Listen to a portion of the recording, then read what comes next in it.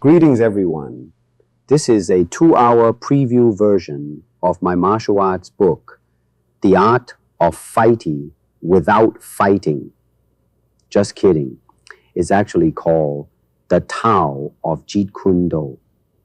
You can get the full 9-hour audiobook on my Patreon page. Link is in the video description. But now, be still and enjoy. Into a soul absolutely free from thoughts and emotion, even the tiger finds no room to insert its fierce claws. One and the same breeze passes over the pines on the mountain and the oak trees in the valley. And why do they give different notes? No thinking, no reflecting, perfect emptiness. Yet therein something moves, following its own course. The eye sees it, but no hands can take hold of it. The moon in the stream. Clouds and mists, they are mid-air transformations. Above them eternally shine the sun and the moon.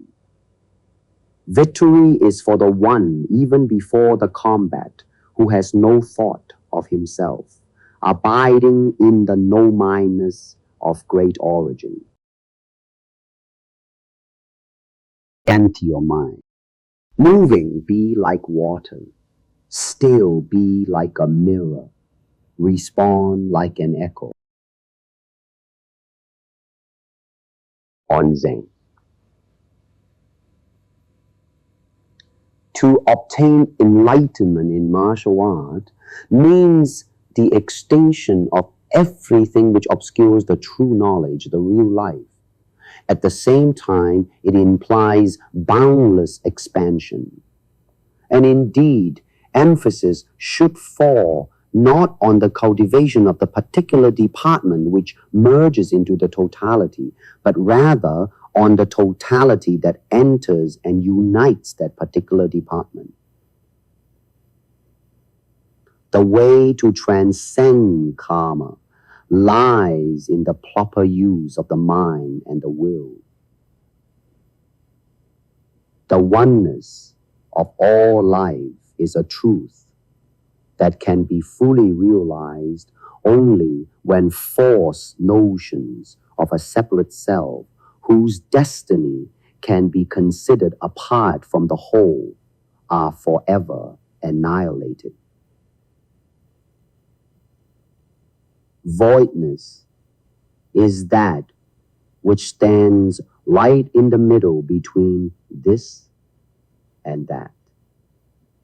The void is all-inclusive, having no opposite.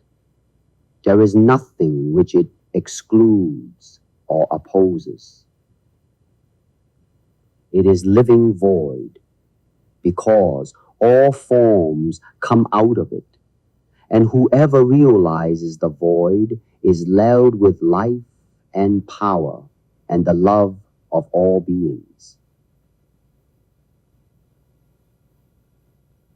Turn into a doll made of wood. It has no ego. It thinks nothing. It is not grasping or sticky. Let the body and limbs work themselves out in accordance with the discipline they have undergone. If nothing within you stays rigid, outward things will disclose themselves. Moving, be like water. Still, be like a mirror. Respond like an echo. Nothingness cannot be defined. The softest thing cannot be snapped. I'm moving and not moving at all. I'm like the moon underneath the waves that ever go on rolling and rocking. It is not I am doing this, but rather an inner realization that this is happening through me, or it is doing this for me. The consciousness of self is the greatest hindrance to the proper execution of all physical action. The localization of the mind means it's freezing. When it ceases to flow freely as it is needed, it is no more the mind in its suchness. The immovable is the concentration of energy at a given focus as at the axis of a wheel, instead of dispersal in scattered activities. The point is the doing of them rather than the accomplishments. There is no actor but the action. There is no experiencer but the experience. To see a thing uncolored by one's own personal preferences and desires is to see it in its own pristine simplicity. Art reaches its greatest peak when devoid of self-consciousness. Freedom discovers man the moment he loses concern over what impression he is making or about to make. The perfect way is only difficult for those who pick and choose. Do not like, do not dislike, all will then be clear. Make a hair-breadth difference, and heaven and earth are set apart. If you want the truth to stand clear before you, never be for or against. The struggle between for and against is the mind's worst disease. Wisdom does not consist of trying to wrest the good from the evil, but in learning to ride them as a cork adapts itself to the crests and troughs of the waves. Let yourself go with the disease. Be with it. Keep company with it. This is the way to be rid of it. An assertion is Zen only when it is itself an act and does not refer to anything that is asserted in it. In Buddhism, there is no place for using effort. Just be ordinary and nothing special. Eat your food, move your bowels, pass water, and when you are tired, go and lie down. The ignorant will laugh at me, but the wise will understand. Establish nothing in regard to oneself. Pass quickly like the non-existent and be quiet as purity. Those who gain, lose. Do not precede others. Always follow them. Do not run away. Let go. Do not seek, for it will come when least expected. Give up thinking as though not giving it up. Observe techniques as though not observing. There is no fixed teaching. All I can provide is an appropriate medicine for a particular ailment.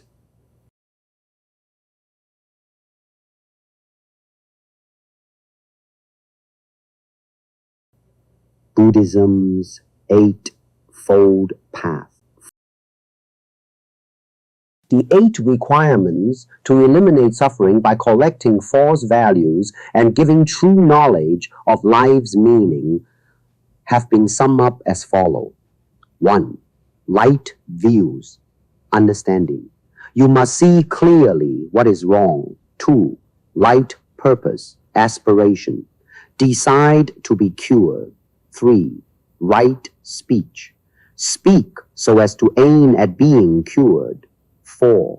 Right conduct. You must act. 5. Right vocation. Your livelihood must not conflict with your therapy. 6. Right effort. The therapy must go forward at the staying speed, the critical velocity that can be sustained. 7. Right awareness, mind control. You must feel it and think about it incessantly. 8. Right concentration, meditation. Learn how to contemplate with a deep mind. Art of soul. The aim of art is to project an inner vision into the world, to state in aesthetic creation the deepest psychic and personal experiences of a human being. It is to enable those experiences to be intelligible and generally recognized within the total framework of an ideal world. Art reveals itself in psychic understanding of the inner essence of things and gives form to the relation of man with nothing, with the nature of the absolute. Art is an expression of life and transcends both time and space. We must employ our own souls through art to give a new form and a new meaning to nature or the world.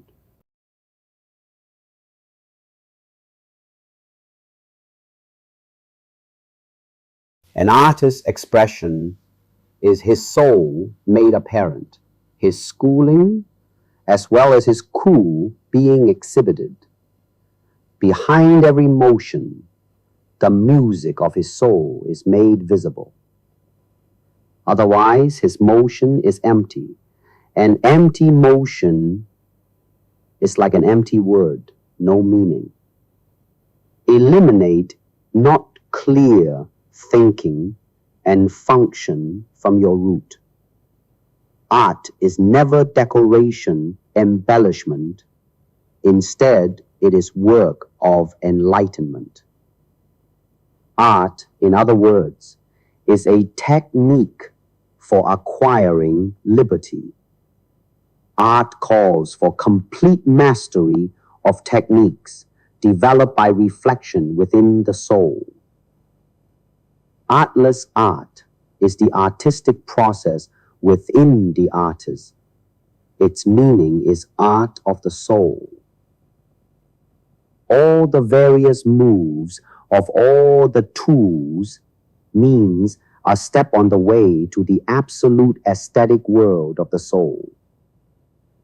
Creation in art is the psychic unfolding of the personality, which is rooted in the nothing. Its effect is a deepening of the personal dimension of the soul.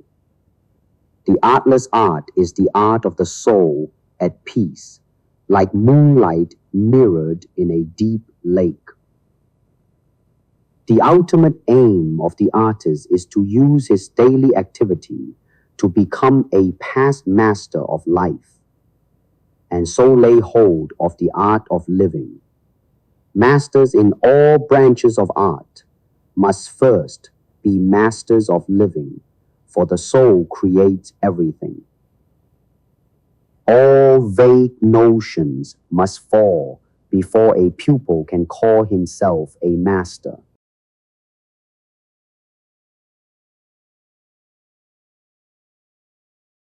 Art is the way to the absolute and to the essence of human life.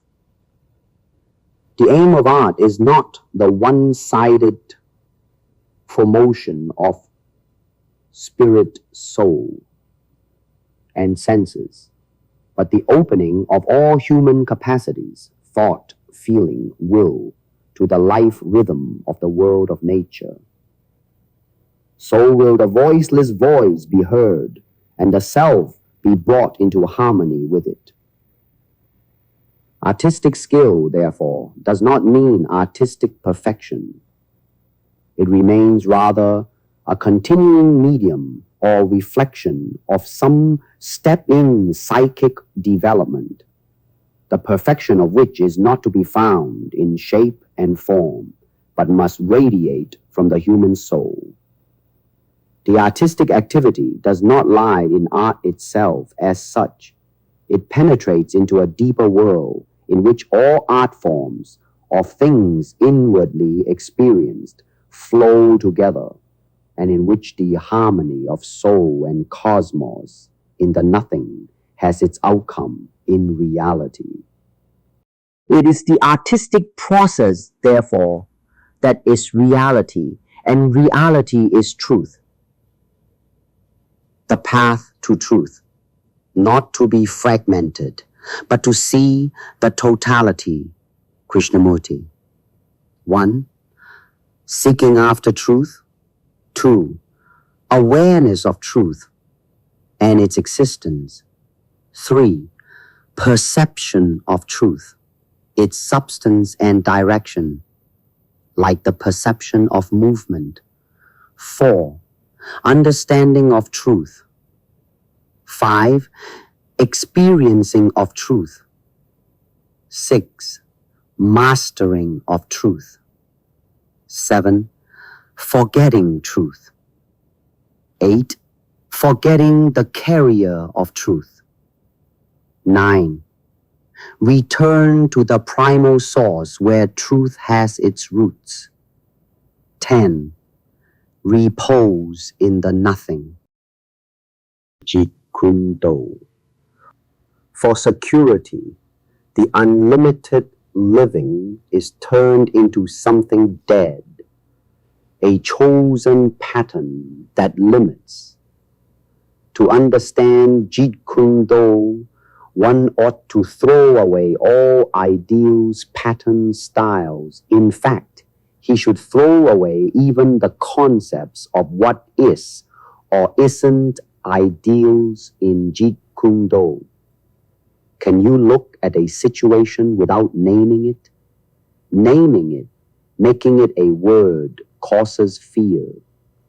It is indeed difficult to see the situation simply.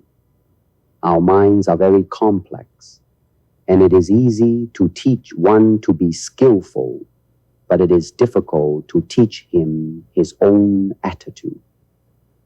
Jeet Kune Do favors formlessness so that it can assume all forms.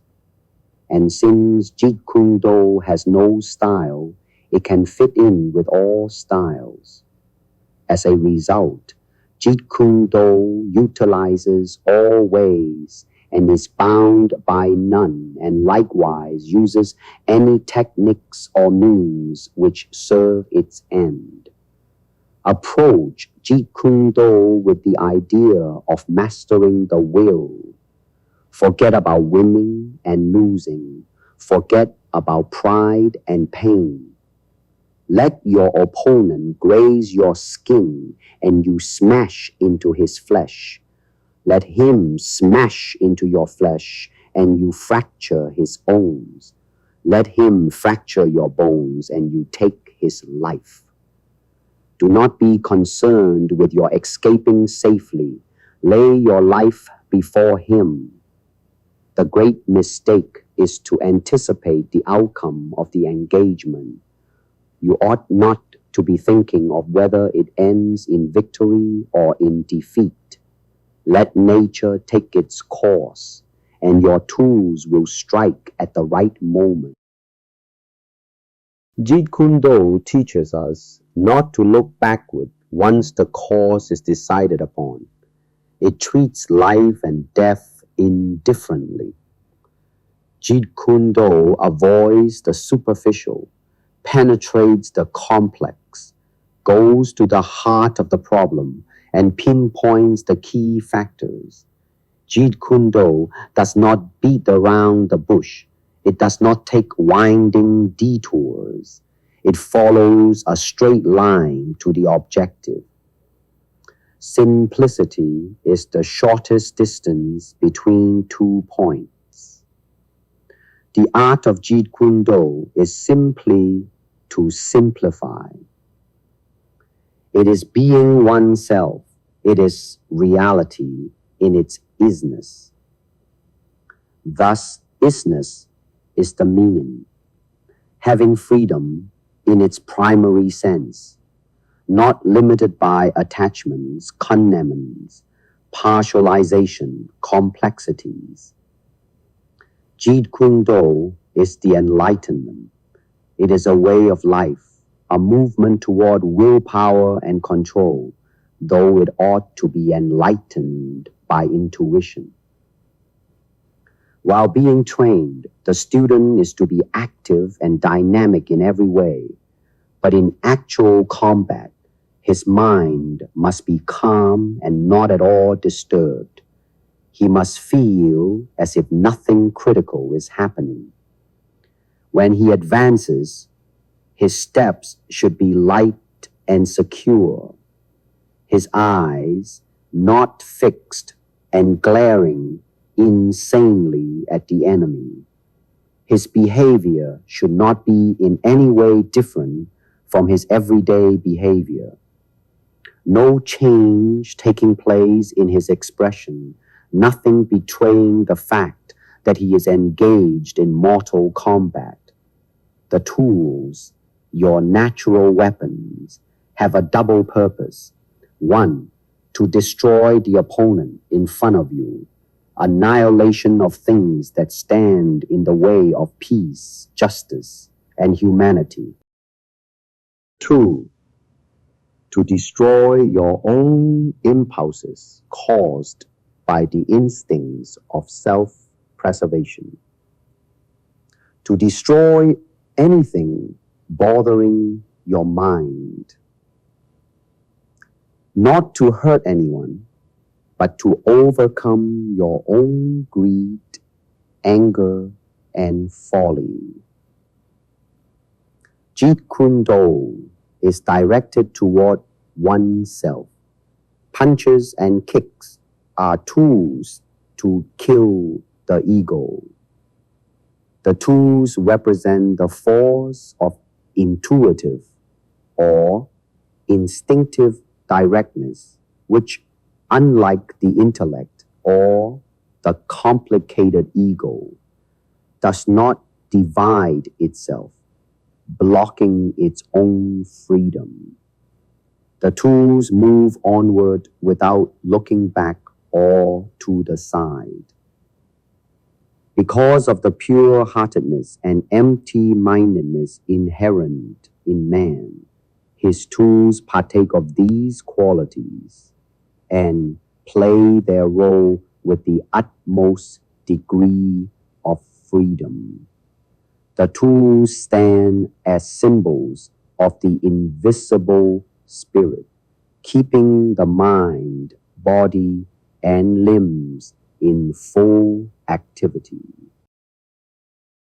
Absence of stereotyped technique as the substance means to be total and free.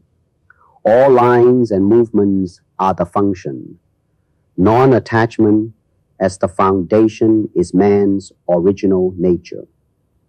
In its ordinary process, thought moves forward without halting.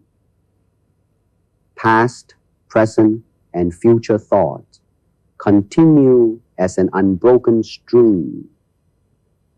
Absence of thought as the doctrine means not to be carried away by thought in the process of thought, not to be defiled by external objects, to be in thought yet devoid of thought.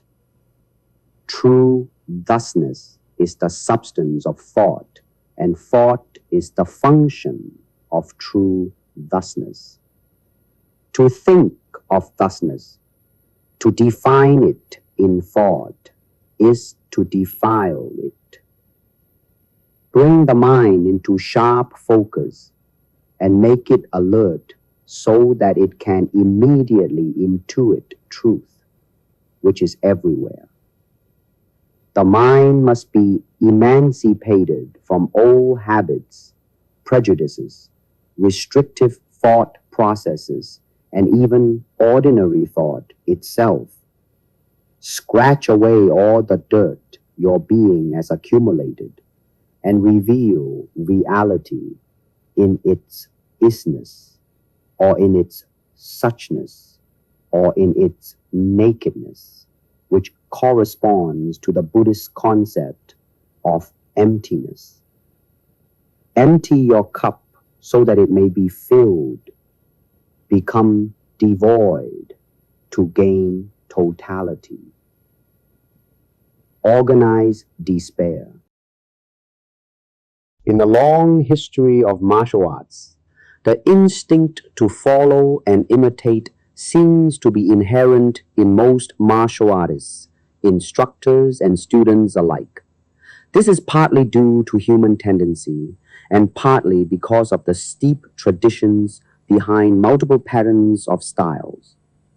Consequently, to find a refreshing original master teacher is a rarity. The need for a pointer of the way echoes. Each man belongs to a style which claims to possess truth to the exclusion of all other styles. These styles become institutes with their explanations of the way, dissecting and isolating the harmony of firmness and gentleness, establishing rhythmic forms as the particular state of their techniques. Instead of facing combat in its suchness, then, most systems of martial art accumulate a fancy mess that distorts and cramps their practitioners and distracts them from the actual reality of combat, which is simple and direct. Instead of going immediately to the heart of things, flowery forms organize despair, and artificial techniques are ritualistically practiced to simulate actual combat. Thus, instead of being in combat, these practitioners are doing something about combat. Worse still, super mental power and spiritual this and spiritual that are desperately incorporated until these practitioners drift further and further into mystery and abstraction. All such things are futile attempts to arrest and fix the ever-changing movements in combat and to dissect and analyze them like a corpse. When you get down to it, real combat is not fixed and is very much alive. The fancy mess, a form of paralysis, solidifies and conditions what was once fluid. And when you look at it realistically, it is nothing but a blind devotion to the systematic uselessness of practicing routines or stunts that lead nowhere. When real feeling occurs, such as anger or fear, can the stylist express himself with the classical method? Or is he merely listening to his own screams and yells? Is he a living, expressive human being or merely a patternized mechanical robot? Is he an entity capable of flowing with external circumstances? Or is he resisting with his set of chosen patterns? Is his chosen pattern forming a screen between him and the opponent and preventing a total and fresh relationship? Stylists, instead of looking directly into the fact, cling to forms and go on entangling themselves further and further, only putting themselves into an inextricable snare. They do not see it in its suchness because their indoctrination is crooked and twisted. Discipline must conform to the nature of things in their suchness.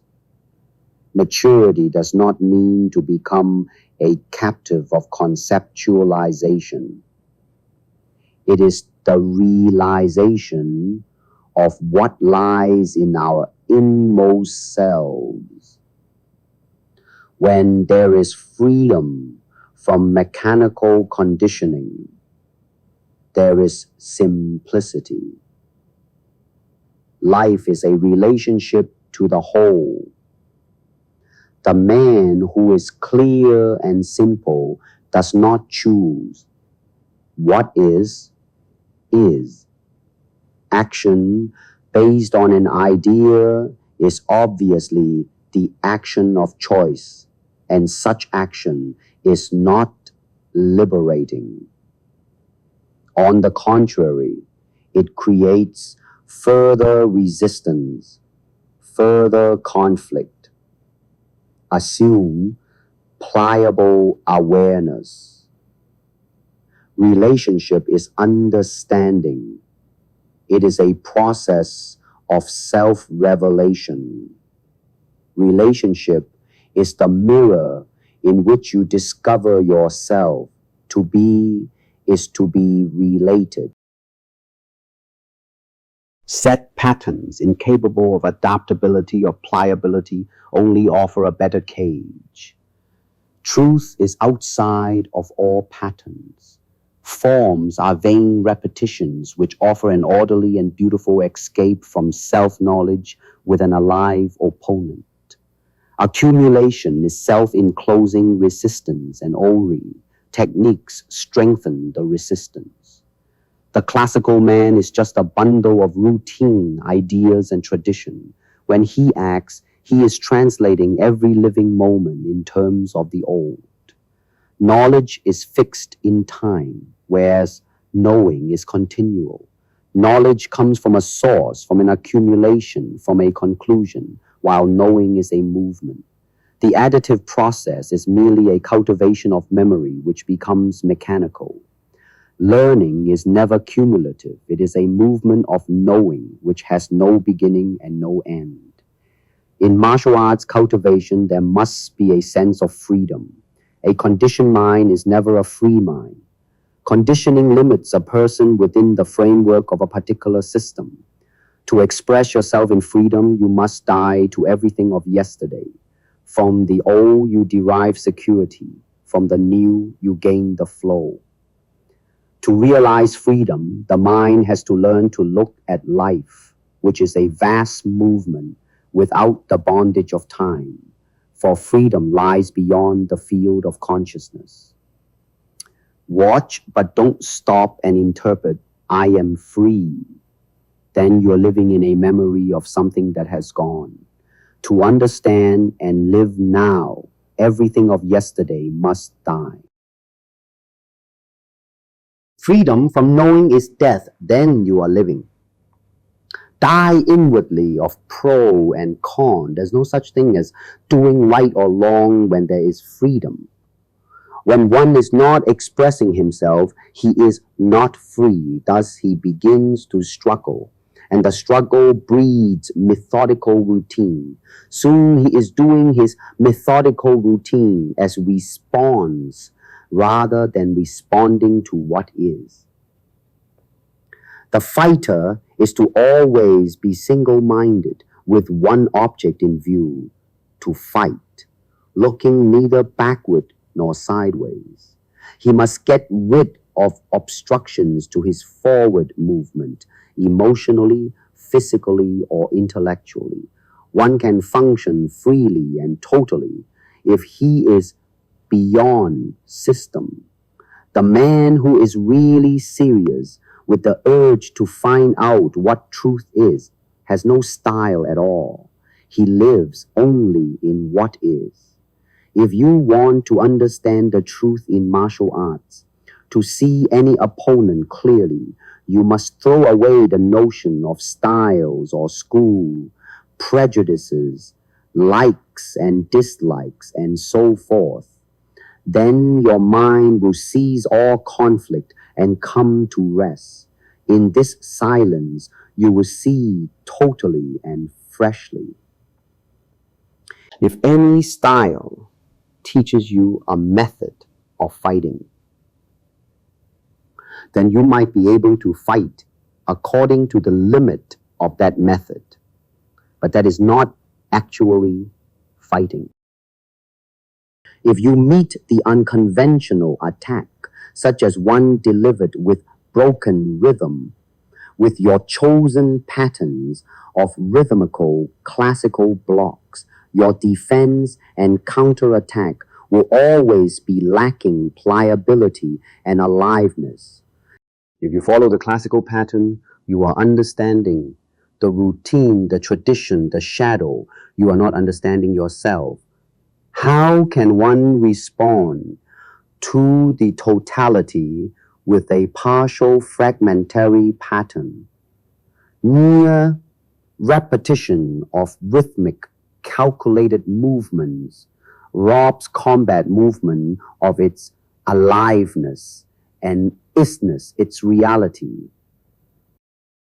Accumulation of forms, just one more mortification of conditioning, becomes an anchor that holds and ties down. It leads only one way, down. Form is the cultivation of resistance. It is the exclusive drilling of a pattern of choice moves. Instead of creating resistance, enter straight into the movement as it arises. Do not condemn or condone. Choiceless awareness leads to reconciliation with the opponent in a total understanding of what is. Once conditioned in a partialized method, once isolated in an enclosing pattern, the practitioner faces his opponent through a screen of resistance. He is performing his stylized blocks and listening to his own screaming and not seeing what the opponent is really doing. We are those kata. We are those classical blocks and thrusts, so heavily conditioned are we by them. To fit in with an opponent, one needs direct perception. There is no direct perception where there is a resistance, a "this is the only way" attitude. Having totality means being capable of following what is, because what is constantly moving and constantly changing. If one is anchored to a particular view, one will not be able to follow the swift movement of what is. Whatever one's opinion of hooking and swinging as part of one's style, there cannot be the least argument to acquiring perfect defenses against it. Indeed, nearly all natural fighters use it. As for the martial artist, it adds versatility to his attack. He must be able to hit from wherever his hand is. But in classical styles, system becomes more important than the man. The classical man functions with the pattern of a style. How can there be methods and systems to arrive at something that is living? To that which is static, fixed, dead, there can be a way, a definite path, but not to that which is living. Do not reduce reality to a static thing and then invent methods to reach it. Truth is relationship with the opponent, constantly moving, living, never static. Truth has no path. Truth is living and therefore changing. It has no resting place, no form, no organized institution, no philosophy. When you see that, you will understand that this living thing is also what you are. You cannot express and be alive through static, put-together form, through stylized movement. Classical forms dull your creativity, condition and freeze your sense of freedom. You no longer be, but merely do, without sensitivity. Just as yellow leaves may be gold coins to stop the crying children, thus the so-called secret moves and contorted postures appease the unknowledgeable martial artists. This does not mean to do nothing at all, but only to have no deliberate mind in whatever one does. Do not have a mind that selects or rejects. To be without deliberate mind is to hang no thoughts. Acceptance, denial, and conviction prevent understanding. Let your mind move together with another's in understanding with sensitivity. Then there is a possibility of real communication. To understand one another, there must be a state of choiceless awareness, where there is no sense of comparison or condemnation, no waiting for a further development of discussion in order to agree or disagree. Above all, don't start from a conclusion. Understand the freedom from the conformity of styles. Free yourself by observing closely what you normally practice. Do not condemn or approve, merely observe. When you are uninfluenced, when you die to the conditioning of classical responses, then you will know awareness and see things totally fresh, totally new. Awareness is without choice, without demand, without anxiety. In that state of mind, there is perception. Perception alone will resolve all our problems.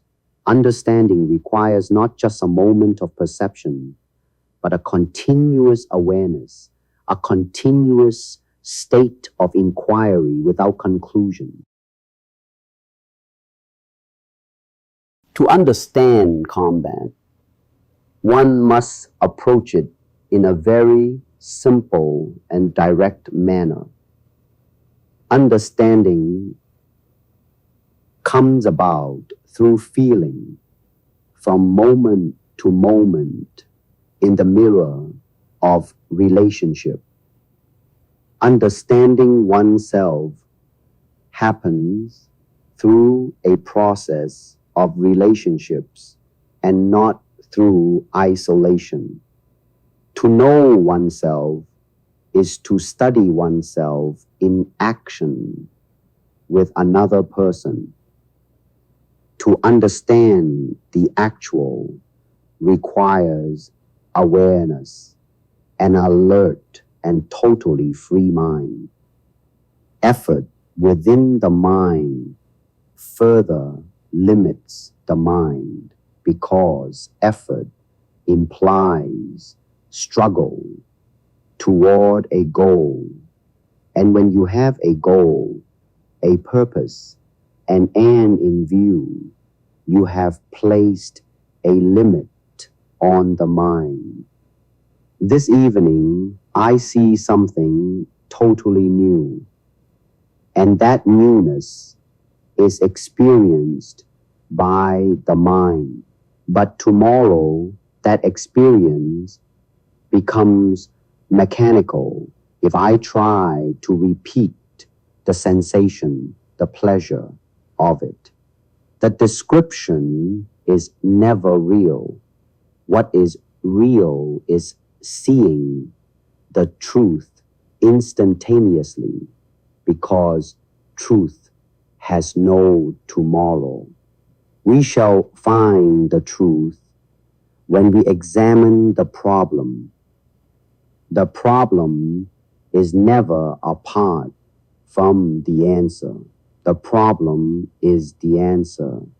Understanding the problem dissolves the problem. Observe what is with undivided awareness. True thusness is without defiling thought. It cannot be known through conception and thought. Thinking is not freedom. All thought is partial. It can never be total.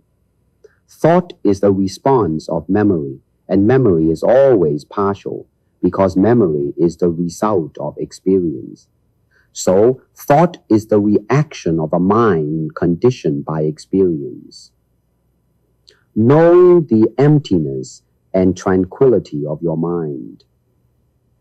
The empty have no style or form for the opponent to work on. The mind is originally without activity. The way is always without thought. Insight is realizing that one's original nature is not created. There will be calmness, tranquility, when one is free from external objects and is not perturbed.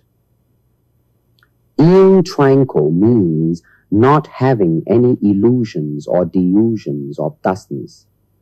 There is no thought, only thusness. What is? Thusness does not move, but its motion and function are inexhaustible. To meditate means to realize the imperturbability of one's original nature. Surely, meditation can never be a process of concentration, because the highest form of thinking is negation. Negation is a state in which there is neither the positive nor its reaction as the negative. It is a state of complete emptiness. Concentration is a form of exclusion. And where there is exclusion, there is a thinker who excludes.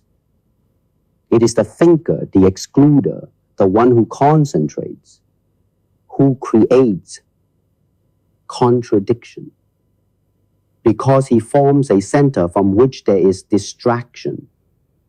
There is a state of action without the actor, a state of experiencing without the experiencer or the experience.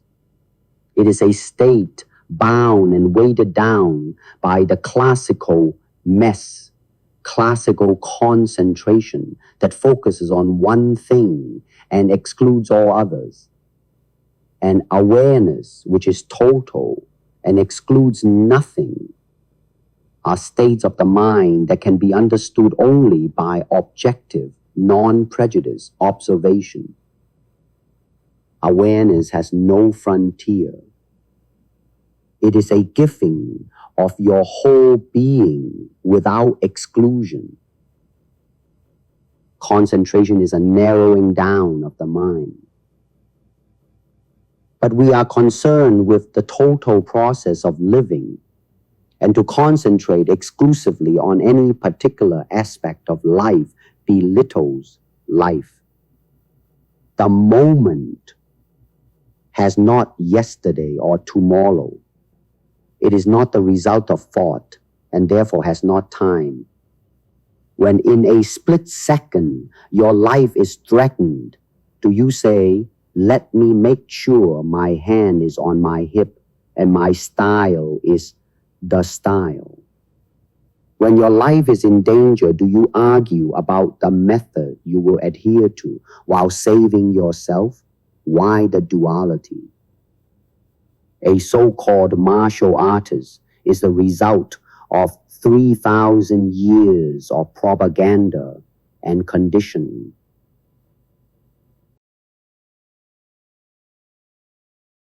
Why do individuals depend on thousands of years of propaganda? They may preach softness as the ideal to firmness, but when what is hits, what happens? Ideals, principles, that what should be leads to hypocrisy.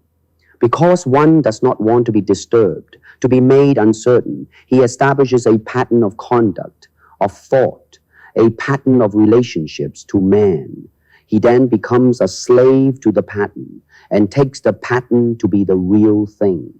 Agreeing to certain patterns of movement to secure the participants within the governed rules might be good for sports like boxing or basketball, but the success of Jeet Kune lies in its freedom, both to use technique and to dispense with it. The second-hand artist, blindly following his sensei or sifu, accepts his pattern. As a result, his action, and more importantly, his thinking, become mechanical. His responses become automatic, according to set patterns, making him narrow and limited. Self-expression is total, immediate, without conception of time, and you can only express that if you are free, physically and mentally, from fragmentation. The facts, of Jeet Kune Do. 1. The economy-type structure in attack and defense. Attack, the alive leads. Defense, sticking hands. 2. The versatile and artless, artful, total, ticking and striking weapons.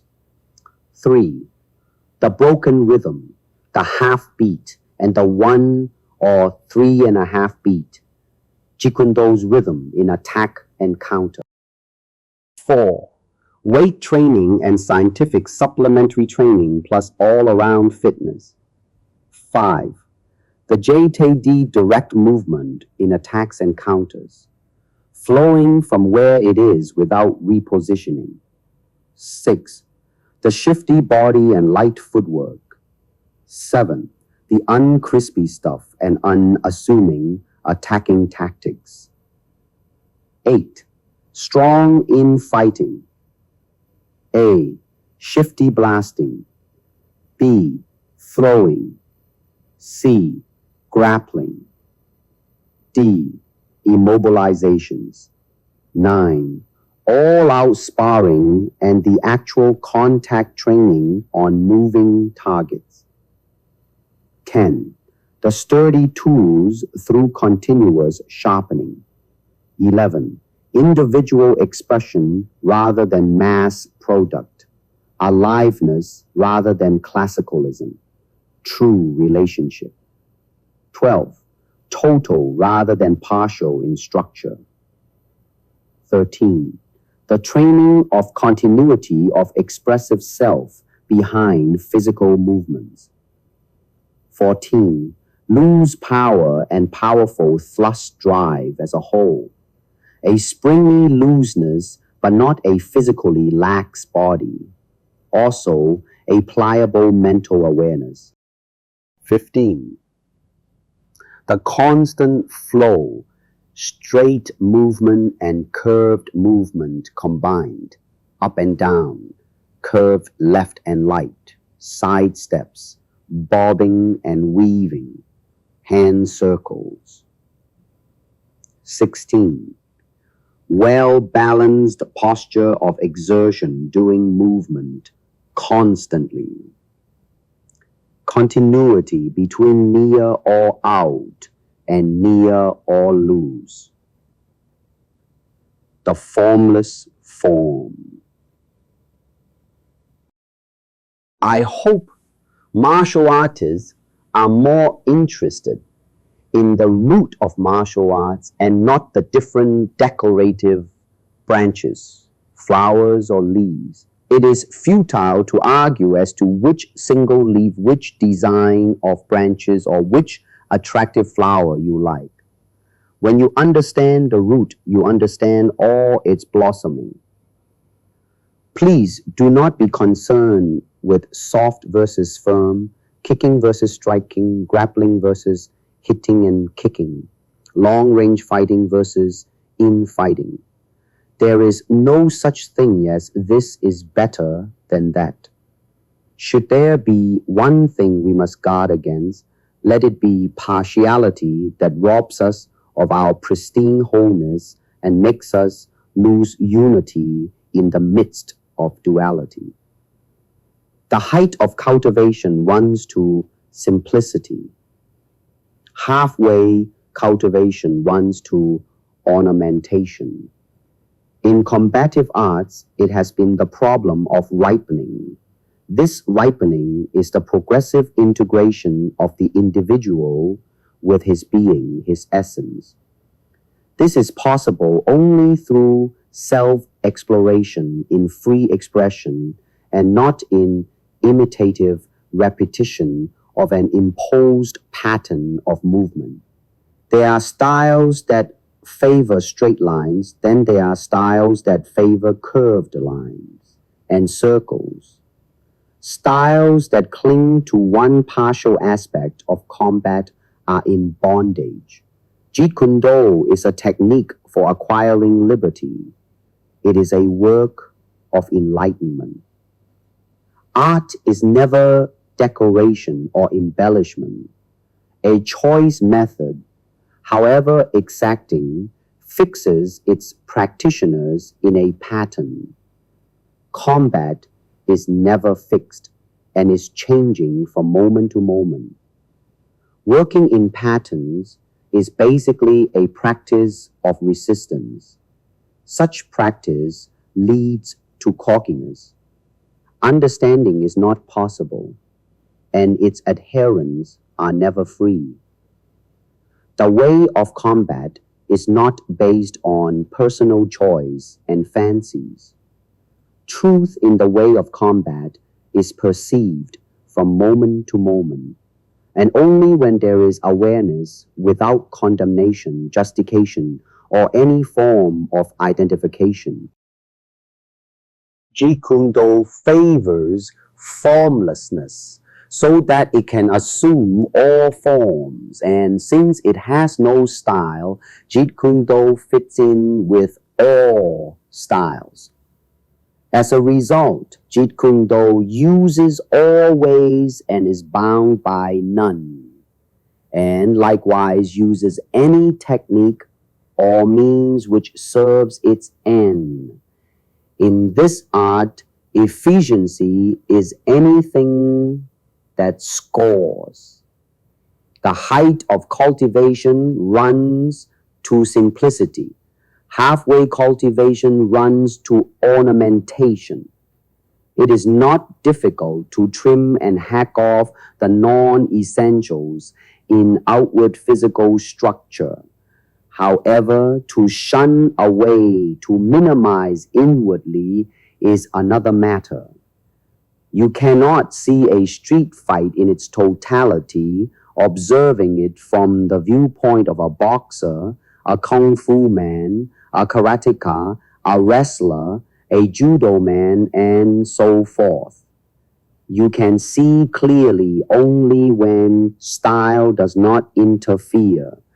You then see it without like or dislike.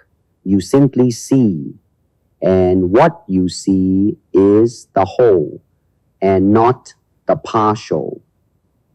There is what is only when there is no comparing, and to live with what is to be peaceful. Fighting is not something dictated by your conditioning as a kung fu man, a karate man, a judo man, or whatnot. And seeking the opposite of a system is to enter another conditioning. A Jeet Kune man faces reality and not crystallization of form. The tool is a tool of formless form. No abode means that the ultimate source of all things is beyond human understanding, beyond the categories of time and space. As it thus transcends all modes of relativity, it is called having no abode, and its qualities are applicable. The fighter who has no abode is no more himself. He moves as a kind of automaton. He has given himself up to an influence outside his everyday consciousness, which is not other than his own deeply buried unconscious, whose presence he was never aware of. Expression is not developed through the practice of form, yet form is a part of expression. The greater expression is not found in the lesser expression, but the lesser is found within the greater. Having no form, then, does not mean having no form. Having no form evolves from having form. No form is the higher individual expression. No cultivation does not really mean the absence of any kind of cultivation. What it signifies is a cultivation by means of non-cultivation. To practice cultivation through cultivation is to act with conscious mind. That is to say, to practice assertive activity. Do not deny the classical approach simply as a reaction, for you will have created another pattern and trapped yourself there. The physically bound go for puffing and straining and miss the delicate way. The intellectually bound go for idealism and exotics and lack deficiency and actually seeing into realities. Many a martial artist likes more, likes something different, not knowing the truth, and the way is exhibited in the simple, everyday movements because it is here they miss it. If there's any secret, it is missed by seeking. Preliminaries. To become different from what we are, we must have some awareness of what we are. Training. Training is one of the most neglected phases of athletics. Too much time is given to the development of skill and too little to the development of the individual for participation. Training deals not with an object, but with the human spirit and human emotions. It takes intellect and judgment to handle such delicate qualities as these. Training is the psychological and physiological conditioning of an individual preparing for intense neural and muscular reaction. It implies discipline of the mind and power and endurance of the body. It means skill. It is all these things working together in harmony. Training means not only knowledge of the things which will build the body, but also knowledge of the things which will tear down or injure the body. Improper training will result in injuries. Training, then, is concerned with the prevention of injuries as well as first aid to injuries. Fitness program. 1. Alternate splits. 2. Push-ups. 3. Running in place. 4. Shoulder circling. 5. High kicks. 6. Deep knee bends. 7. Side kick raises. 8. Twisting sit-ups. 9. Waist twisting. 10. Leg raises. 11. Forward bends. Everyday opportunities for exercises. Take a walk whenever you can, like parking the car a few blocks away from your destination. Avoid taking the elevator. Climb the stairs instead. Cultivate your quiet awareness by imagining an opponent attacking you while you are sitting, standing, or lying down, etc. And counter that attack with various moves. Simple moves are the best. Practice your balance by standing on one foot to put your clothes or shoes on, or simply stand on one foot whenever you choose. Supplementary training. 1. Sequence training. Sequence 1. Monday, Wednesday, Friday. 1. Rope jumping. 2. Forward bend. 3. Cat stretch. 4. Jumping jack. 5. Squat. 6. High kick. Sequence 2. Tuesday, Thursday, Saturday. 1. Groin stretch. 2. Side leg raise. 3. Jumping squat. 4. Shoulder circling. 5. Alternate splits. 6. Leg stretch. 2. Forearm or waist. Sequence 1. Monday, Wednesday, Friday. 1. Waist twisting. 2. Palm up curl. 3. Roman chair. 4. Knee drawing. 5. Side bend. 6. Palm down curl. Sequence 2. Tuesday, Thursday, Saturday. 1. Leg raises. 2. Reverse curl. 3. Sit-up twist. 4. Leverage bar twist. 5. alternate leg raise. 6. Wrist roller. 3. Power training. 1. Press lockout. 2. Press start. 3. Rise on toes. 4. Pull. 5. Squat. 6. Shrug. 7. Deadlift. 8. Quarter squat. 9. Frog kick. Warming up. Warming up is a process which elicits the acute physiological changes that prepare the organism for strenuous physical performance. Important. To gain the greatest benefit from the warming up procedure, the exercises should imitate as closely as possible the movements which are to be used in the event.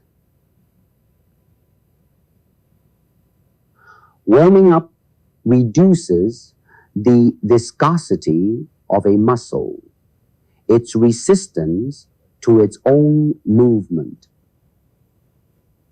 It improves performance and prevents injury in vigorous activities by 2 essential means. 1. A rehearsal of the skill before competition commences fixes in the athlete's neuromuscular coordinating system the exact nature of the impending task. It also heightens his kinesthetic senses. 2. The rise in body temperature facilitates the biochemical reactions supplying energy for muscular contractions. Elevated body temperature also shortens the periods of muscular relaxation and aids in reducing stiffness. As a result of these 2 processes, there is an improvement in accuracy, strength, and speed of movement, and an increase in tissue elasticity, which lessens the liability to injury. No fighter uses his leg violently until he warms it up carefully. The same principle is equally applicable to any muscles that are to be used so vigorously. The duration of the warm-up period varies with the event. In ballet, the dancers spend 2 hours before the performance, commencing with very light movements and gradually increasing the intensity and range of motions until the moment before their appearance. The athlete of more advanced years tends to warm up more slowly and for a longer time. This fact may be due to greater need for a longer warm-up period, or it may be because an athlete tends to get smarter as he gets older. On-guard position. Proper posture is a matter of effective interior organization of the body, which can be achieved only by long and well-disciplined practice. The on-guard position is that position most favorable to the mechanical execution of all the total techniques and skills. It allows complete relaxation, yet at the same time gives a muscle tonus most favorable to quick reaction time. A correct posture does three things. One, it ensures for the body and its several members a position which is most mechanically favorable for the next move. Two, it enables one to maintain a poker body, a body that reveals no more of its intended movements than a poker face reveals the cards of a player. Three, it puts the body under that particular tension or degree of tonus which will be most favorable to quick reaction and high coordination. The position adopted should be the one found to give maximum ease and relaxation, combined with smoothness of movement at all times. The on-guard position must, above all, be a proper spiritual attitude, stance. The head. In Western boxing, the head is treated as if it were a part of the trunk, generally with no independent action of its own. In close-in fighting, it should be carried vertically, with the point of the chin pinned to the collarbone and the side of the chin held against the inside of the lead shoulder. The chin does not go all the way down to meet the shoulder, nor does the shoulder come all the way up. They meet halfway. The shoulder is raised an inch or two, and the chin is dropped an inch or two.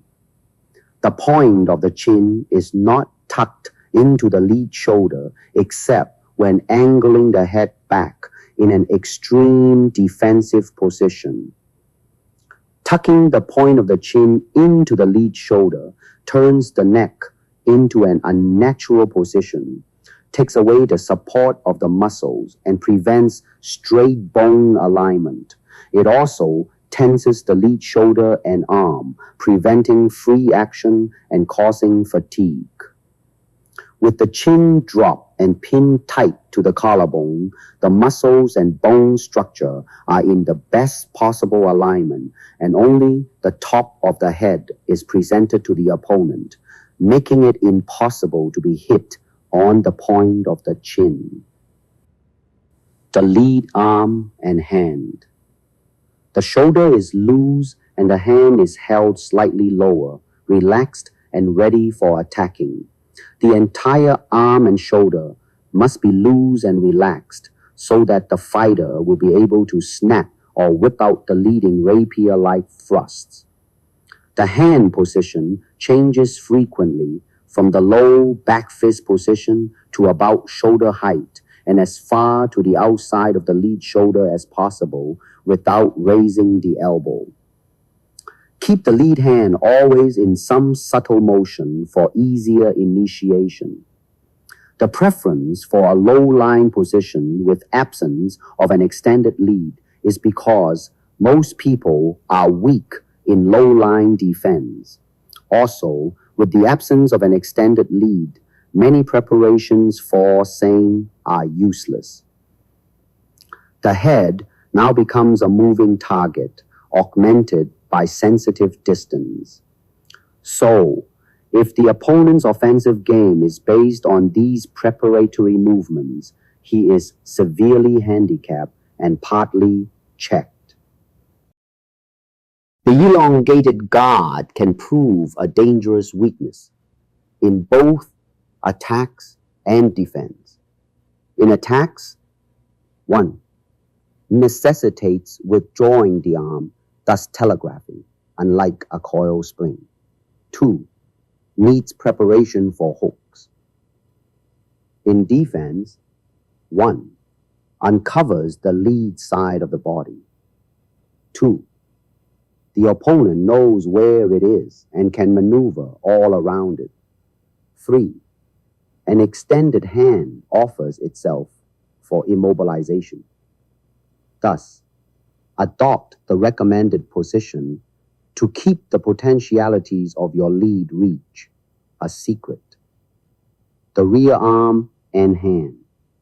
The rear elbow is held down and in front of the short ribs. The rear forearm covers the solar plexus. The open palm of the rear hand faces the opponent and is positioned between the opponent and the rear shoulder, in line with the lead shoulder.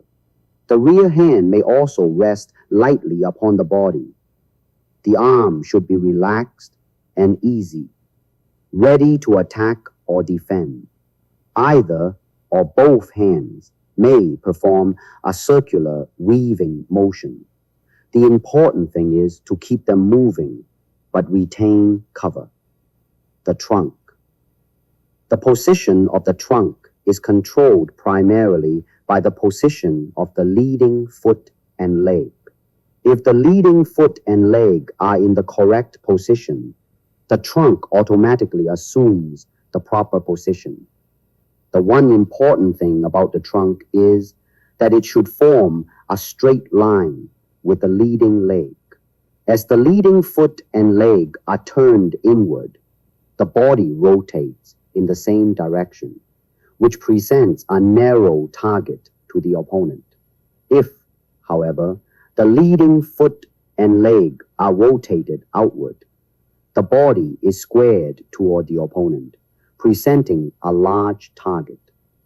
For defensive purposes, the narrow target is advantageous, while the square position lends itself better to some attacks. Stance. The semi-crouch stance is the perfect stance for fighting because you are braced but are at all times in a comfortably balanced position from which you can attack, counter, or defend without preliminary movement. This stance may be referred to as the small facing bend knee stance. Small means appropriateness, not overextended steps nor insufficient length of stepping. Small quick steps for speed and controlled balance in bridging gap to opponent, not distinctive enough for opponent to time. Phasic, a stage or interval in a development or cycle, not still or static, but constantly changing. Bend knee ensures readiness in motion at all times. The pattern of bend knees, crouched trunk, slightly forward center of gravity, and partially flexed arm is characteristic of readiness in many sports. At any time, the lead foot should be hampered as little as possible. If too much weight is on it, it will be necessary to transfer that weight to the rear leg before starting the attack. This movement involves a delay and also warns the opponent. Fundamental positioning is the foundation. Fundamental suggests simple but effective organization of oneself mentally and physically. Ease, comfort, and body feel during maintenance of the spiritual stance. Simplicity, movement with no strain. Being neutral has no commitment in directional course or exertion. Positioning suggests 1. A state of movement as opposed to a static position, an established form or attitude. 2. Repositioning, especially with small phasic movement, resulting in further disorganization of the opponent's sustained watchfulness. 3. Adaptation to opponent's watchfulness. Springiness and alertness of footwork is the key theme. The rear heel is raised and cocked, ever ready to pull the trigger into action. You are never set or tensed, but are ready and flexible. The primary purpose of JKD is kicking, hitting, and applying bodily force. Therefore, the use of the on-guard position is to obtain the most favorable position for the above mentioned. To hit or to kick effectively, it is necessary to shift weight constantly from one leg to the other. This means perfect control of body balance. Balance is the most important consideration in the on-guard position. Naturalness means easily and comfortably, so all muscles can act with the greatest speed and ease. Stand loosely and lightly. Avoid tension and muscular contraction. Distinguish between drilling comfort and personal comfort. Thus, you will both guard and hit with more speed, precision, and power. You are all back, elbows, forearms, fist, and forehead. You look more on the order of a cat with its back hunched up and ready to spring, except that you are relaxed. Your opponent hasn't much to shoot at. Your chin is tucked between your shoulders. Your elbows protect your sides. You are partially contracted in the middle. The on-guard position is the safest position. Thus, 1. Use tools that will least deviate from the on-guard position. 2. Practice instantaneous explosion from neutrality and retain neutrality in commitment, all into one constant smooth flow. 3. Practice constantly to apply all tools from the on-guard position and return to the on-guard position with all possible rapidity. Shorten the gap time between position and execution more and more. Ease, speed, relay. Above all, do not lay down restricting rules. Progressive weapons charts. Because of their advanced position, your leading foot and hand constitute at least 80% of all kicking and striking. They are halfway to the target before starting. It is important that they can strike with speed and power singly or in combinations. Also, they must be reinforced by equal precision of the rear foot and hand.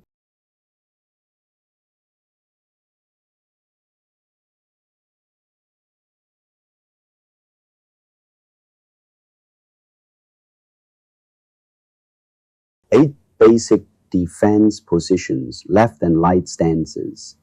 Like the cobra, you remain coiled in a loose but compact position, and your strike should be felt before it's seen.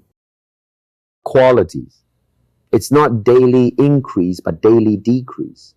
Hack away the unessentials. Coordination. Coordination is by all means one of the most important considerations in any study of proficiency in sports and athletics. Coordination is the quality which enables the individual to integrate all the powers and capacities of his whole organism into an effective doing of an act. Before movements can take place, there must be a change of muscular tension on both sides of the joints to be moved. The effectiveness of this muscular teamwork is one of the factors which determine limits of speed, endurance, power, agility, and accuracy in all athletic performances. In static or slow resistive activities, such as executing a handstand or supporting a heavy barbell, the muscles on both sides of the joints act strongly to fix the body in the desired position. When rapid motion takes place, as in running or throwing, the muscles closing the joints shorten and those on the opposite side lengthen to permit the movement. There is still tension on both sides, but on the lengthening side, it is considerably reduced. Any excessive tension in the lengthening muscles acts as a brake and thereby slows and weakens the action. Such antagonistic tension increases the energy cost of muscular work, resulting in early fatigue. When a new task with a demand that is different in intensity of load, rate, repetition, or duration is undertaken, an entirely new pattern of neurophysiological adjustment must be acquired. Thus, the fatigue experienced in new activities is not just from using different muscles, but is also due to the breaking caused by improper coordination. The outstanding characteristic of the expert athlete is his ease of movement, even during maximal effort. The novice is characterized by his tenseness, wasted motion, and excess effort. That rare person, the natural athlete, seems to be endowed with the ability to undertake any sport activity, whether he is experienced in it or not, with ease. The ease is his ability to perform with minimal antagonistic tension. It is more present in some athletes than in others, but can be improved by all. The fighter whose movements seem awkward, who never seems to find the proper distance, is always being timed, never outguesses his opponent, and always gives warning of his intentions before they become serious, is suffering chiefly from a lack of coordination. The well-coordinated fighter does everything smoothly and gracefully. He seems to glide in and out of distance with a minimum of effort and a maximum of deception. His timing is usually good because his own movements are so rhythmical, they tend to establish complementary rhythm on the part of his opponent, a rhythm he can break to his own advantage because of his perfect control of his own muscles. He seems to outguess his opponent because he usually takes the initiative and to a large extent forces the reactions of his opponent. Above all, he makes his movements with a purpose rather than with a daunting hope because he has condensed in himself. Muscles have no power to guide themselves, but the manner in which they act and consequently the effectiveness of our performances depends absolutely on how the nervous system guides them. Thus, a badly executed move is the result of impulses sent to the wrong muscles by the nervous system, or sent a fraction or 2 seconds too soon, in proper sequence, or in poorly apportioned intensity. Well-executed movement means the nervous system has been trained to the point where it sends impulses to certain muscles, causing these muscles to contract at exactly the proper fraction of a second. At the same time, impulses to the antagonistic muscles are shut off, allowing those muscles to relax. Properly coordinated impulses surge with just the exact intensity required, and they stop at the exact fraction of a second when they are no longer needed. Therefore, learning coordination is a matter of training the nervous system and not a question of training muscles. The transition from totally uncoordinated muscular effort to skill of the highest perfection is a process of developing the connections in the nervous system. Psychologists and biologists tell us that the billions of elements in the nervous system are not in direct connection with each other, but that the fibers of one nerve cell intertwine with those of other cells in such close proximity that impulses can pass from one to others by a process of induction. This point at which the impulse passes from one nerve cell to another is called the synapse. The synapse theory explains why the baby who displayed totally uncoordinated responses at the sight of a ball eventually becomes the big league ball player. Training for skill, coordination, is purely a matter of forming proper connections in the nervous system through practice, precision practice. Each performance of an act strengthens the connections involved and makes the next performance easier, more certain, and more readily done. Likewise, disuse tends to weaken any pathways that have been formed and makes doing of the act more difficult and uncertain. Constant exercises. Thus, we can attain skill only by actually doing the thing we are trying to learn. We learn solely by doing or reacting. When learning to form pathways, be sure the actions are the most economical as well as the most efficient use of energy and motion.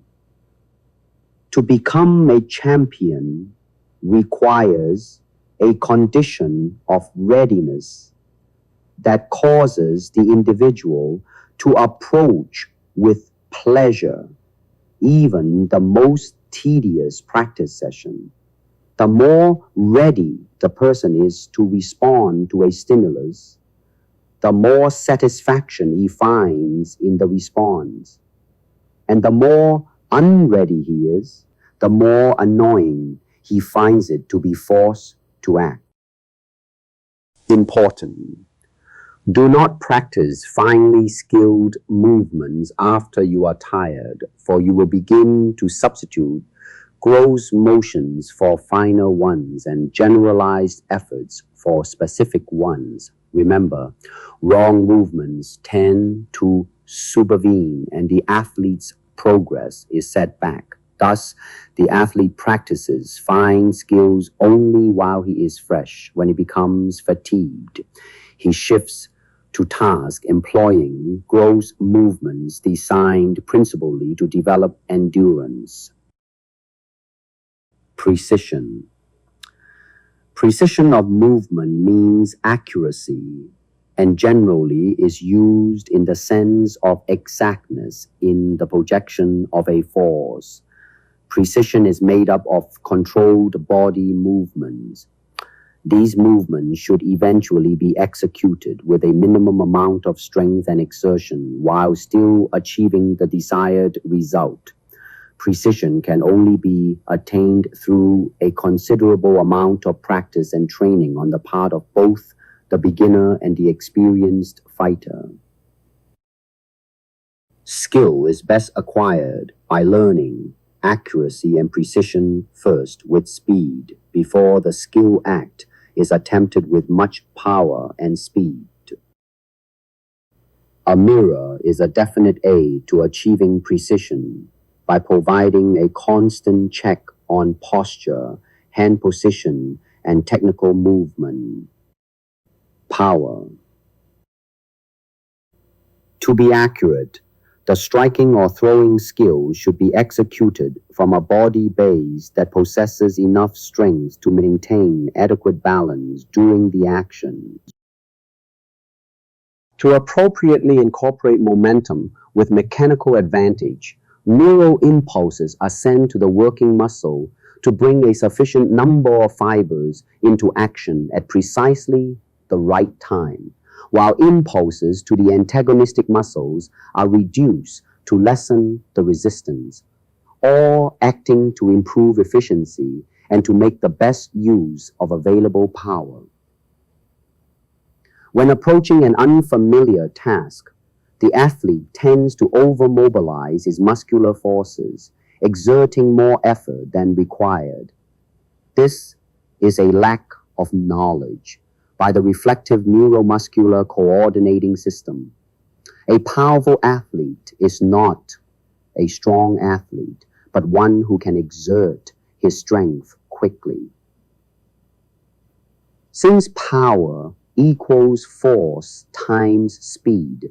If the athlete learns to make faster movements, he increases his power, even though the contractile pulling strength of his muscles remains unchanged.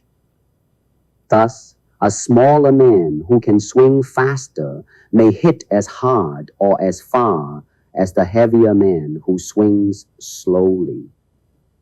The athlete who is building muscles through weight training should be very sure to work adequately on speed and flexibility at the same time. Combined with adequate speed, flexibility, and endurance, high levels of strength lead to excellence in most sports. In combat, without the prior attributes, a strong man will be like the bull with its colossal strength, futilely pursuing the matador, or like a low-geared truck chasing a rabbit. Endurance. Endurance is developed by hard and continuous exercise which exceeds the steady physiological state and produces near exhaustion temporarily. Considerable respiratory and muscular distress should develop. The best form of endurance. Exercise is the performance of the event. Of course, running and shadowboxing are necessary supplementary endurance exercises, but you should do them with broken rhythm, broken neurophysiological adjustment. Most beginning athletes are unwilling to drive themselves hard enough. They should punish themselves and then rest adequately, only to increase the output of effort after the rest.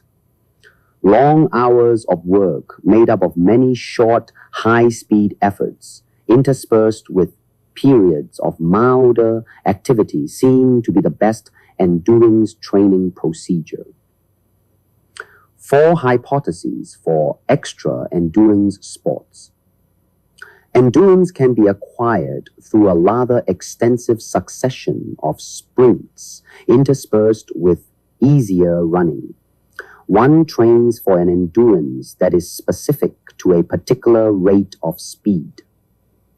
Extreme endurance training should include much more and longer work than what has been customary. Such Spartan training is for the champ. An occasional change of pace should be included that employs different movements and, to some degree, different muscle fibers. Exercises for endurance development should be gradually and carefully increased. 6 weeks seem to be a scanty minimum for sports that require considerable endurance, and 6 weeks are really only the beginning. The peak of achievement will be approached in years. Endurance is lost rapidly if one ceases to work at its maintenance. Balance. Balance is the all-important factor in a fighter's attitude or stance. Without balance at all times, he can never be effective. Balance is achieved only through correct body alignment. The feet, the legs, the trunk, the head are all important in creating and maintaining a balanced position. They are the vehicles of body force. Keeping the feet in proper relation to each other as well as to the body helps to maintain correct body alignment.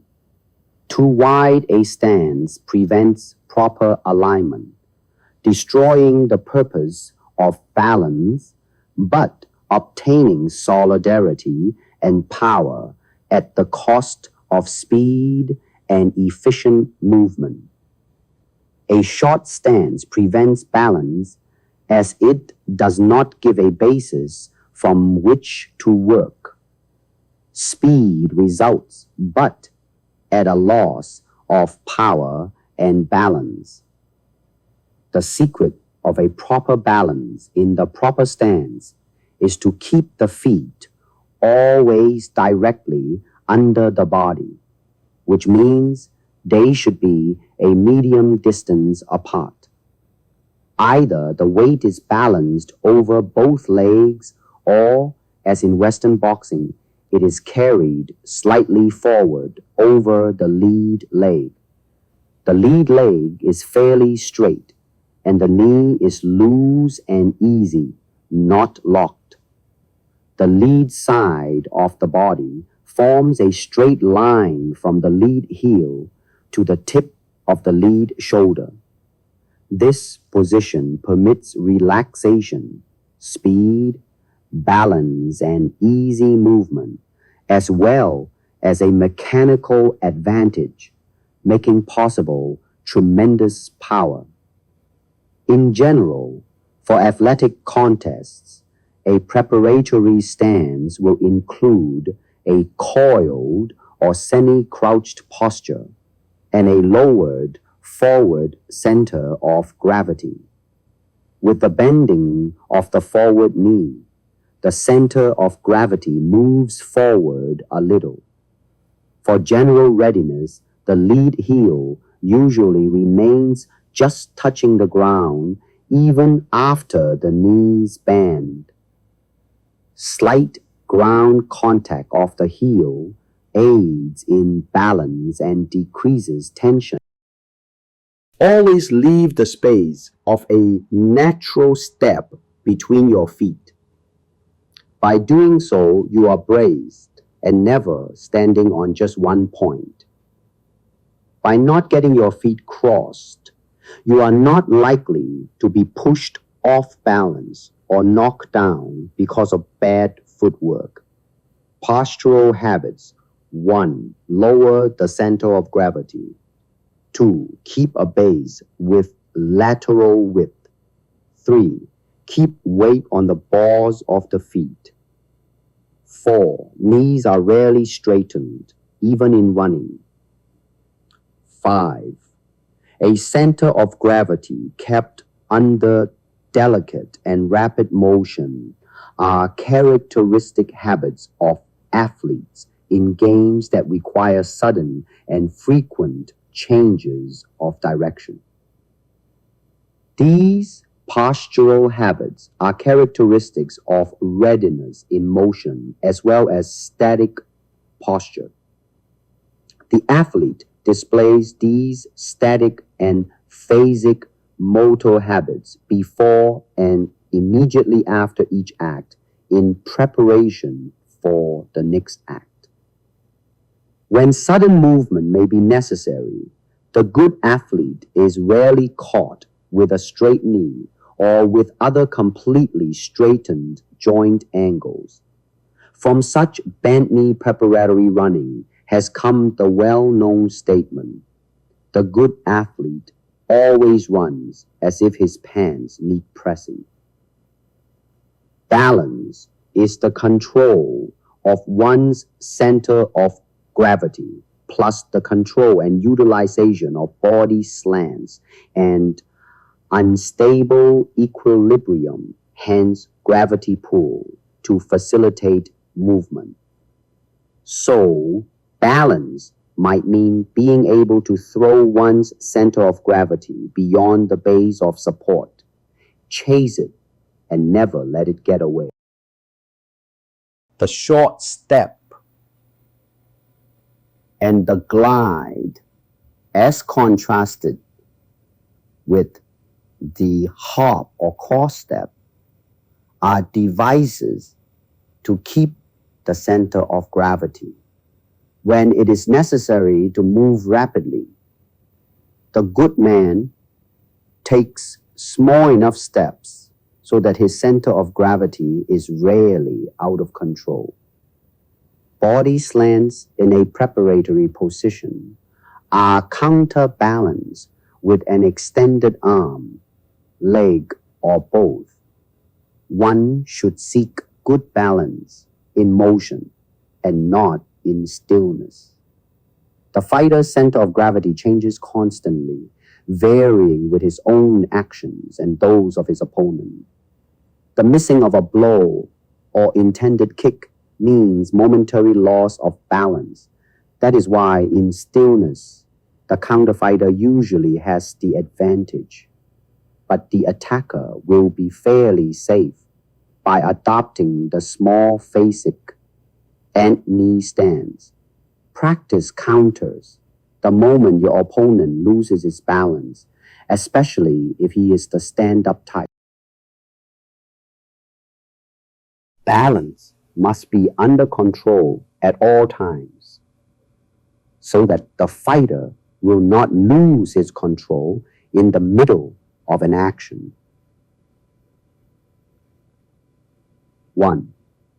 For an attack, the center of gravity should imperceptibly be shifted to the front foot in order to allow the back leg and foot freedom for the shortest, fastest, and most explosive lunge. 2.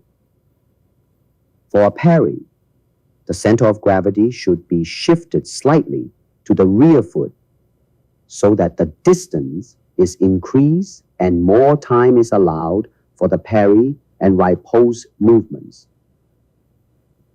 Always stay in balance to throw another kick or punch. Watch out for too much commitment. Training aids. Feel for the proper relation of the feet to each other and to the body while attacking in combination. Retreating and countering. Note their positioning for all types of hits and kicks.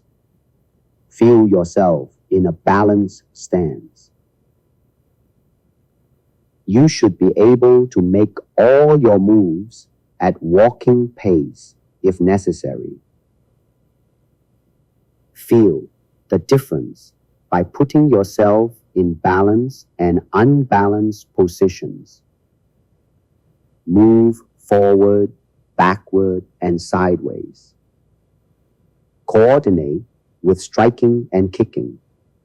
Make sure you get speed and power, and above all, a balanced position to keep up or to speedily recover. One of the finest exercises for the development of a sense of balance is undoubtedly not ordinary haphazard skipping, but rather the real thing. First, skip on one foot, holding the other in front of you. Then, skip on the other. After that, skip on alternate feet with each revolution of the rope. Not as simple as it may appear, and work up to the highest possible speed. Keep the skipping going for 3 minutes, the duration of a round.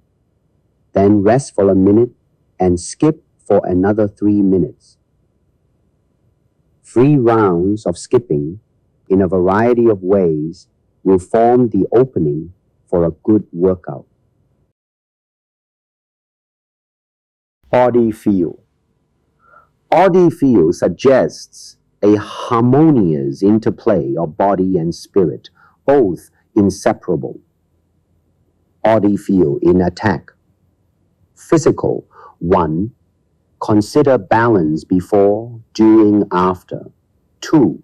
Consider airtight defense before, during, after. 3. Learn to cut into the opponent's moving tools and limit the ground for his agility. 4. Consider aliveness. Mental. 1. Allow the wanting to score the target. 2. Back yourself by alertness, awareness to sudden change to defense or counter. 3. Keep a neutral watchfulness at all times, always observing the opponent's actions and reactions to fit in. 4. Learn to relay destructiveness, looseness, speed, compactness, ease to moving targets. Body feel in defense. 1. Study the opponent's delivering method, signs of telegraphing. 2. Learn to time the opponent's second, third moves. Read his style and solve the problem should simple attacks fail. 3. Read the opponent's moment of helplessness. 4. Take advantage of a common tendency to reach with spent tools. 5.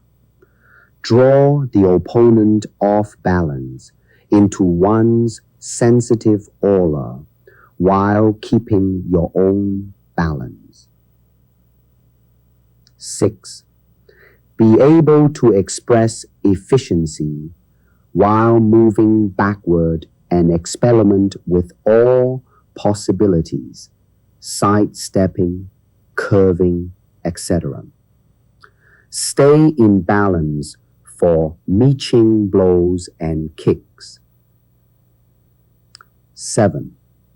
At the right moment, attack instantaneously with a correct self-synchronization. Attack instantaneously as 1. B. Right distance. C. Right timing. Good form.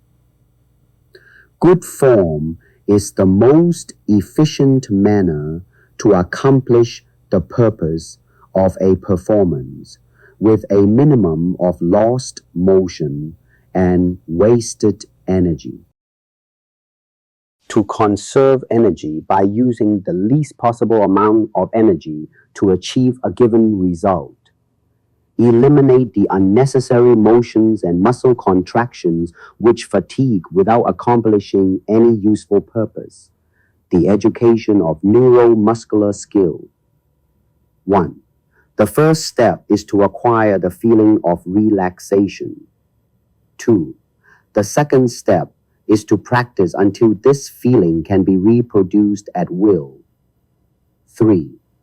The third step is to reproduce that feeling voluntarily in potentially tension-creating situations.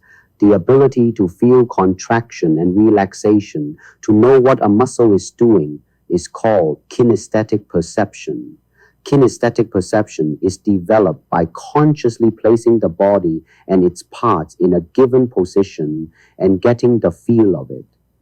This feeling of balance or imbalance, grace or awkwardness, serves as a constant guide to the body as it moves. Kinesthetic perception should be developed to such a degree that the body is uncomfortable unless it performs each motion with a minimum of effort to produce maximum results. Apply to posture 2. Relaxation is a physical state, but it is controlled by the mental state. It is acquired by the conscious effort to control the thought as well as the action pattern. It takes perception, practice, and willingness to train the mind into new habits of thinking and the body into new habits of action. Relaxation refers to the degree of tension in the musculature. The rule in sports is to try to have no more tension in the acting muscles than is necessary to perform the act, and to have as low a degree of tension in the antagonistic muscles as possible, and still maintain any necessary inhibitory control. Muscles are always in a slight state of tension, and this is as they should be. But when they begin to, quote, tighten up, unquote, too much, we find our speed and skill being handicapped.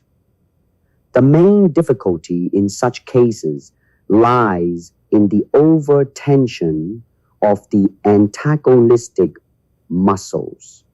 A low degree of tension in the acting muscles means less energy usage. Tense antagonistic muscles waste energy and cause stiffness and or resistance to the movement. In coordinated, graceful, and efficient movement, the opposing muscles must be able to relax and lengthen readily and easily. Relaxation in sports depends upon the cultivation of mental poise and emotional control. A relaxed technician expands mental and physical energy constructively, converting it when it does not contribute to the solution of the problem, and spending it freely when it does. It does not mean he is lax and moves and thinks slowly. Neither does it mean he is careless or indifferent. The relaxation desired is relaxation of muscles rather than of mind or attention. Energy saved by sound mechanics or form can be utilized in the longer persistence or the more forceful expression of the skill. The older athlete regards form as a means of energy conservation, and the great athlete saves energy because his extra skill makes each motion more effective. He makes fewer needless motions, and his conditioned body uses less energy per movement. Always train in good form. Learn to move easily and smoothly. Start your workout with shadow boxing to loosen your muscles. At first, concentrate on proper form. Later, longer work harder. The mastery of proper fundamentals and their progressive application is the secret of being a great fighter. In most cases, the same tactic for each maneuver must be drilled on the opposite side of the body for the proper balance in efficiency. But the chief consideration in developing form is to make sure that no fundamental mechanical principles are violated. Economy of motion. There is a best way to perform any task. A few of the principles that have been found to be of importance in improving performance are as follows. 1. Momentum should be employed to overcome resistance. 2. Momentum should be reduced to a minimum if it must be overcome by muscular effort. 3.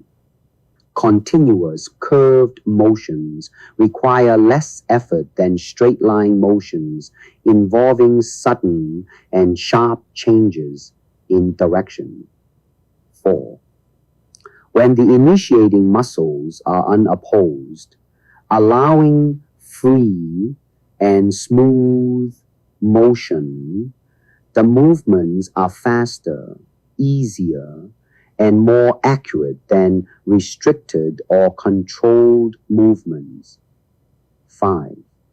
Work arranged to permit an easy and natural rhythm is conducive to smooth and automatic performance. 6.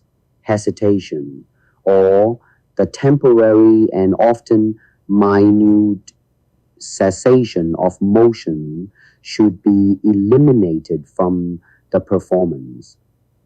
It is all right to change one's style to adapt to various circumstances, but remember not to change your basic form. By changing style, I mean switching your plan of attack.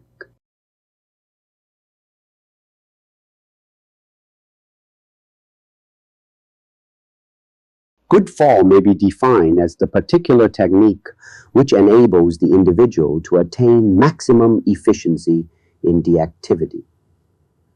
Balance, too, is vital to good form. Whether it be a kick or a punch that you are throwing, you will not have sustained power unless your balance and perfect timing give you enough leverage. Above all things, remember this: if you tighten up, you lose the flexibility and timing which are so important to successful fighters. Therefore, consciously practice economical neuromuscular perceptive movements daily and keep relaxed at all times. Vision awareness. Learning great speed in visual recognition is a basic beginning. Your training should include short, concentrated daily practice in seeing quickly, awareness drills. High levels of perceptual speed are the product of learning, not of inheritance. A boy who is a little slow in reaction time or in speed of delivery may compensate for this slowness through quick seeing. Speed of perception is somewhat affected by the distribution the observer's attention. Fewer separate choices, faster action.